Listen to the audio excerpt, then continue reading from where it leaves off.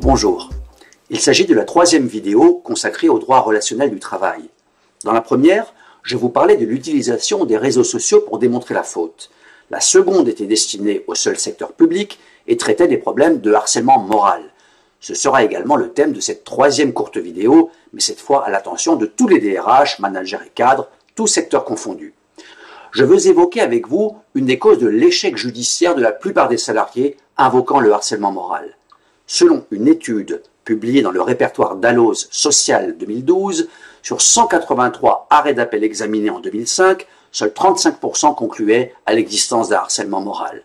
En 2006, 244 décisions furent analysées et 232 en 2007, dont 22% seulement allaient dans le sens du salarié reconnu victime de harcèlement moral. Ces chiffres sont d'autant plus étonnants que le Conseil de prud'homme est parfois considéré, à tort ou à raison, comme plutôt favorable aux salariés. En matière de harcèlement moral, les cours d'appel et plus encore la Cour de cassation se montrent peut-être plus sévères avec les employeurs, sans pour autant avaliser les détournements de la législation par certains salariés. Il faut dire que certains sont parfois encouragés à invoquer le harcèlement moral dès qu'une décision hiérarchique ou organisationnelle ne leur convient pas, ou à imputer à leur employeur ou à leur hiérarchie la responsabilité de leur stress, de leur mal-être, alors que les causes de leurs difficultés sont étrangères aux relations du travail. Si le véritable harcèlement moral est une réalité nuisible à tous et qu'il faut donc combattre, la réalité judiciaire, qui est assez conforme à l'étude de Dalloz, démontre que ce harcèlement ne se confond pas avec le stress, le mal-être ou la souffrance au travail, qui peuvent avoir bien d'autres causes, parfois externes à l'entreprise. Songez plutôt. Près d'un mariage sur deux se termine par un divorce. Environ 1 million de foyers sont en situation de surendettement, à en juger par les seuls dossiers traités par les commissions de surendettement de la Banque de France.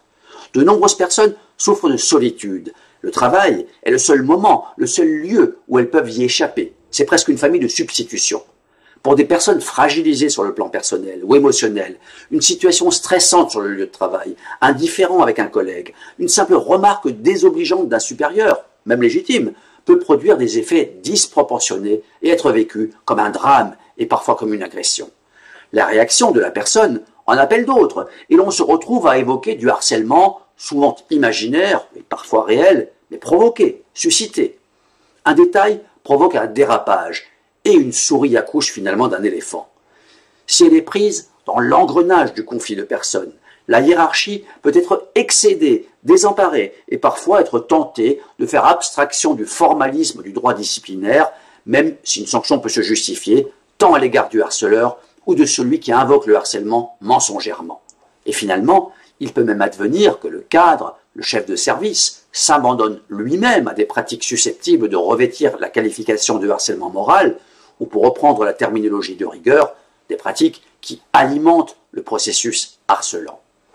La première cause de l'échec judiciaire des salariés est donc la confusion entre leur ressenti et la qualification juridique des faits invoqués. La seconde cause réside dans la faiblesse du dossier. Le partage de la charge de la preuve instauré au Code du travail en matière de harcèlement ou de discrimination est souvent mal compris ou mal interprété. Ce sera l'objet de notre prochaine vidéo. Merci de votre écoute et à bientôt.